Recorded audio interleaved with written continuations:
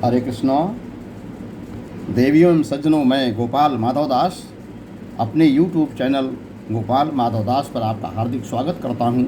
भगवान श्री कृष्ण से यह प्रार्थना करता हूं कि आपके जीवन में सुख, शांति और समृद्धि का सदैव वास बना रहे। साथ ही आपके जीवन में दुख, दारिद्र्य, अभाव का सदैव अभाव बना रहे। इसी मंगल और पवित्र भावना के साथ अपनी बात हम प्रारंभ करें आज की। इसके पहले मैं आपसे एक निवेदन करना चाहता हूं कि यदि हमारी बात आपको लगती हो कि हमारी बात में कुछ धारण करने योग्य है, जिसके धारण करने से आपके जीवन में परिवर्तन, सकारात्मक बदलाव आ सकता है, तो आपको मेरा अनुरोध है कि आप हमारे YouTube चैनल गोपाल माधव दास को सब्सक्राइब करें, इसे लाइक करें, अधिक से अधिक लोगों को शेयर करें, जिससे हमें अधिक से अधिक लोगों तक पहुंचने में आसानी हो, पहुंचने में मुझे मदद मिल सके और आप भी पुण्य के भागीदार बन सकें। भगवान की वाणी को, भगवान के शब्दों को भगवान के लोगों तक पहुंचाने में आपकी जो भूमिका होगी वह पुण्य का भागीदार बनाएगी आपको। इसी मंगल भावना के साथ मैं आपसे निवेदन करता हूं कि आप हमारे YouTube चैनल को सब्सक्राइब करें, अधिक से अधिक लोगों को शेयर भी करें, लाइक करें। तो मैं अपनी बात आज प्रारंभ करने के लिए जो विषय वस्तु आपके सामने लेके आना चाहता हूं, वह भगवान का भजन करना मनुष्य जीवन में हमारा सर्वोत्कृष्ट एकमात्र लक्ष्य है। भगवान का भजन करना चाहिए।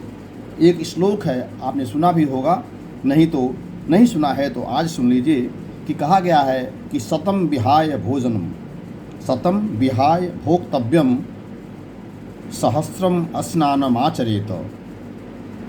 शतम विहाय भोक्तव्यम, सहस्रम स्नानमाचरेत, लक्षम विहाय दातव्यम, कोटिम त्यक्त्वा हरिम भजेत। अर्थात 100 काम छोड़कर, कितना ही महत्वपूर्ण से महत्वपूर्ण काम क्यों न हो आपके सामने, लेकिन भोजन करने का जब समय हो जाए आपको, तो 100 काम छोड़ करके पहले भोजन करना चाहिए। भोजन क्यों करना चाहिए? क्योंकि भोजन करने से आपका शरीर पुष्ट होता है, आपका शरीर बलवर्धक, ऊर्जावान, शक्तिमान बनता है। और शरीरम खलु माध्यम धर्म साधनम, यह हमारा शरीर ही हमारे धर्म साधन के लिए मुख्य उपादान है। इसलिए शरीर का स्वस्थ रहना हमारे जीवन के लिए महत्वपूर्ण है। जीवन का सुख अच्छी तरह से संचालन हो, इसलिए शरीर का स्वस्थ होना जरूरी है। स्वस्थ शरीर में ही मन रहता है और स्वस्थ शरीर में ही स्वस्थ मन रहता है। जब आपका मन स्वस्थ रहेगा, शरीर स्वस्थ रहेगा, तो आपका मन स्वस्थ होगा, और जब आपका मन स्वस्थ होगा तो आपका चिंतन स्वस्थ होगा, और जब आपका चिंतन स्वस्थ होगा तो आप सकारात्मक सोच की तरफ बढ़ेंगे, भगवान की भजन की तरफ बढ़ेंगे, परोपकार की तरफ बढ़ेंगे, पॉजिटिवनेस की तरफ बढ़ेंगे। इसलिए कहा गया कि पहला महत्वपूर्ण काम क्या है कि 100 काम छोड़ करके भोजन कीजिए। अगर आपका भोजन का समय हो गया है तो सतम विहाय भोक्तव्यम। फिर आगे कहा गया सहस्रम स्नानम आचरेत। लेकिन भोजन से भी ज़्यादा महत्वपूर्ण 1000 काम छोड़ करके पहले स्नान करिए। यानी भोजन से भी ज़्यादा महत्वपूर्ण है स्नान करना। क्यों स्नान करना? स्नान करने से आपकी जो शारीरिक पवित्रता बढ़ती है, और शारीरिक पवित्रता बढ़ने से आपकी आत्मिक प्रवृत्ति, आपकी आत्मिक जो पवित्रता है, मन की पवित्रता भी बढ़ती है। क्योंकि अगर आपका घर स्वस्थ है तो घर के अंदर रहने वाले लोग भी अच्छा फील करेंगे। हमारा शरीर हमारे लिए घर है, हमारे मन के लिए, हमारी आत्मा के लिए यह घर है। इसलिए शरीर अगर बाहर से स्वस्थ है तो स्नान करने से तो हमारा मन और हमारी आत्मा भी स्वस्थ बनेगी, स्वस्थता की तरफ, पॉजिटिवनेस की तरफ बढ़ेगी। इसलिए 100 काम छोड़कर भोजन करिए, लेकिन भोजन से भी ज़्यादा महत्वपूर्ण है कि 1000 काम छोड़ करके पहले स्नान करिए।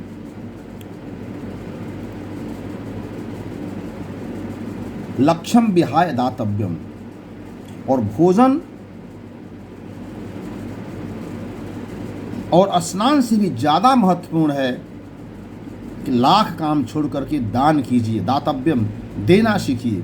देने की प्रवृत्ति आपके अंदर आ जाए, लेने की नहीं। लेने की प्रवृत्ति को लेवता कहते हैं, लेवता यानी राक्षस, और देने की प्रवृत्ति को देवता कहते हैं, यानी देने की प्रवृत्ति देवत्व की वृत्ति, देवता की वृत्ति। यानी हमेशा देने की जो परंपरा, हमेशा देने की जो प्रवृत्ति आती है, उसे देवता कहते हैं। देवता हमारे जो देव ऋषि कहलाएंगे, देवता कहलाए, वो क्या है? हमेशा केवल हमको देते रहते हैं, कभी कुछ मांगते नहीं, कभी कुछ लेते नहीं। शिव जी हैं, गणेश जी हैं, ब्रह्मा जी हैं या जितने भी देव हैं, वरुण देव, ये सारे के सारे देवता हमें दिन रात देते हैं। सूर्य देव दिन रात चमकते हैं, दिन रात हमको प्रकाश देते हैं, जीवन देते हैं, उसके बदले हमसे कुछ भी कामना नहीं करते। तो हमें भी उनके जीवन से अपने जीवन में यह सीख लेनी चाहिए कि हमें भी सदैव पर समाज के लिए हमेशा देते रहना चाहिए, परोपकार करते रहना चाहिए, क्योंकि परोपकार की वृत्ति से, देने की वृत्ति से ही हमारा जीवन बढ़ता है और देने की वृत्ति से ही हम देवत्व की ओर बढ़ते हैं और देवत्व की वृत्ति से ही हम परमात्मा तत्व की ओर बढ़ते हैं। इसलिए लाख काम छोड़ करके हमें देने की प्रवृत्ति विकसित करनी चाहिए, हमें देते रहना चाहिए, दान करते रहना चाहिए। कलयुग में वैसे भी जो धर्म के 4 लक्ष्य हैं, 4 पाद हैं, 4 चरण हैं, उनमें 3 चरण तो समाप्त हो चुके हैं, केवल दान चरण ही एक चौथा चरण है जो जीवित है। हम इस जीवित चतुर्थ चरण के माध्यम से भी हम दान की प्रवृत्ति को, दानशीलता को बढ़ावा दे सकते हैं। देने से हमारा मन पवित्र होता है, हमारी आत्मा पवित्र होती है, और जितना ही हम देंगे, कहा गया है कि 100 हाथों से कमाइए और 1000 हाथों से बांटिए। जितना ही आप देंगे समाज को, उतना ही आपको 100 गुना होकर के आपको समाज वापस लौटाएगा। उदाहरण के लिए मैं आपको समझाना चाहता हूँ, जैसे गेहूं का बीज है, गेहूं का बीज खेत में आप बोते हैं, 1 दाना गेहूं का बीज बोते हैं, पहले वह गेहूं का बीज अपने को गलाता है, अपने को नष्ट करता है, अपने अस्तित्व को समाप्त करता है, अपने अस्तित्व की चिंता किए बिना समाज हित में वह अपने को जला करके, अपने को तपा करके, अपने को खपा करके एक वृक्ष के रूप में, गेहूं के बीज के रूप, गेहूं के पौधे के रूप में वह उत्पन्न होता है, और उससे फिर 90 दिनों के बाद उसमें एक गेहूं के दाने से 100, 150, 200 दाने उसमें उत्पन्न होते हैं।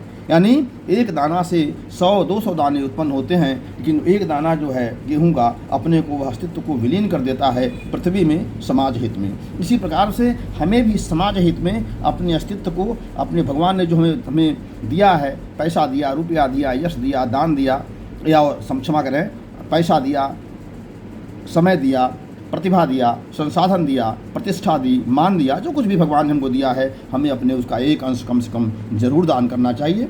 शास्त्र में तो कहा गया है कि हमारी प्रतिभा का, हमारी पूंजी का, हमारे संसाधन का 50% कम से कम दान किया जाना चाहिए, तब हमारा धन पवित्र होता है दान करने से। और 50% अगर दान करने की हमारी विशालता नहीं, हृदय की विशालता नहीं है, तो कम से कम 10% तो हमें अवश्य ही दान करना चाहिए, क्योंकि दान करने से हमारी जो धन है वो धन पवित्र होता है।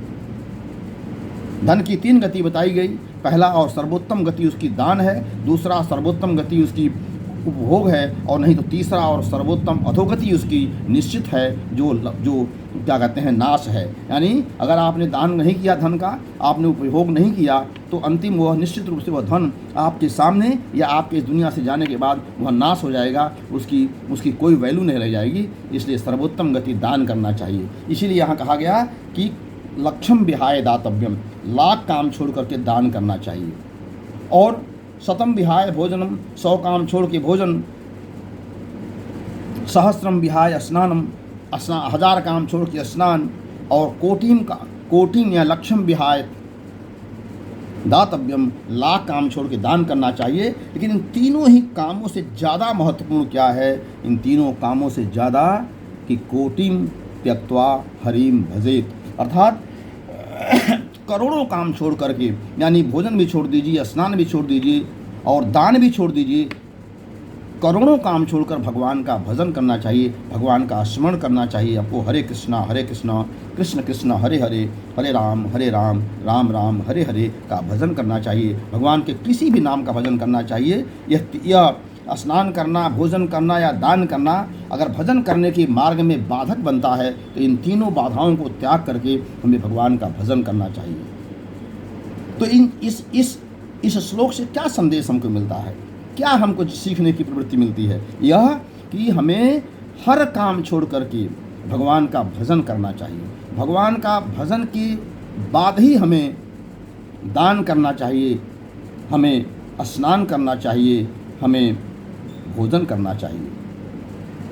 यदि ये तीनों चीज़ें हमारे भगवान के भजन में, मार्ग में बाधक बनते हैं, तो इन तीनों कामों को छोड़ दीजिए। लेकिन भगवान का भजन तो अवश्य में होना ही चाहिए। और यदि सामान्य गति से आप चल रहे हैं, सामान्य परंपरा से चल रहे हैं, तो पहले भोजन करिए, फिर स्नान करिए भोजन के पहले, और उसके बाद भोजन करिए, और उसके बाद दान करिए, और फिर भगवान का भजन करते रहिए। लेकिन भगवान के भजन से बड़ा कोई भी काम नहीं है इस ब्रह्मांड में, इस संसार में। इसीलिए कहा गया कि जो लोग भगवान का भजन करते हैं वो भगवान के समीप जाते हैं, भगवान को प्राप्त करते हैं। अंत समय में भगवान गीता में कहते हैं कि जो मेरा अंत समय में मुझे स्मरण करता है वह मेरे धाम को प्राप्त होता है, मुझको प्राप्त होता है। लेकिन अंत समय में स्मरण कब आएगा? जब दिन रात आप भगवान का भजन करते रहेंगे, तभी अंत समय में आपको भगवान का स्मरण हो सकता है। कोई गारंटी नहीं है। संतों ने कहा है कि लाखों करोड़ों वर्षों से तपस्या करने के बाद भी, राम राम कृष्ण कृष्ण कहने के बाद भी अंत समय में भगवान का नाम जल्दी आता नहीं है जिह्वा पर। लेकिन हमें प्रयास करते रहना चाहिए। इसलिए आज का निष्कर्ष यही है हमारे इस वीडियो का कि हमें हर काम छोड़ करके भगवान का भजन जरूर करना चाहिए, क्योंकि कलयुग में भगवान का नाम, भगवान का भजन ही हमारी मुक्ति का, हमारे मोक्ष का एकमात्र उद्देश्य है, जो इस संसार में हमारे आने का जो हमारा जीवन लक्ष्य है। कलयुग केवल नाम अधारा, आ सुमेरी सुमेरी नर उतर ही पारा, ये कहा गया है। इसलिए आज का संदेश कि हमें भगवान का भजन हर परिस्थिति में करना चाहिए। हमारा वीडियो अगर आपको अच्छा लगा हो तो आप अधिक से अधिक लोगों को शेयर करें। हमारे यूट्यूब चैनल गोपाल माधव दास को सब्सक्राइब करें और इस दास पर अपने आशीर्वाद का अभिसिंचन करें। हरे कृष्ण हरे कृष्ण हरे कृष्ण।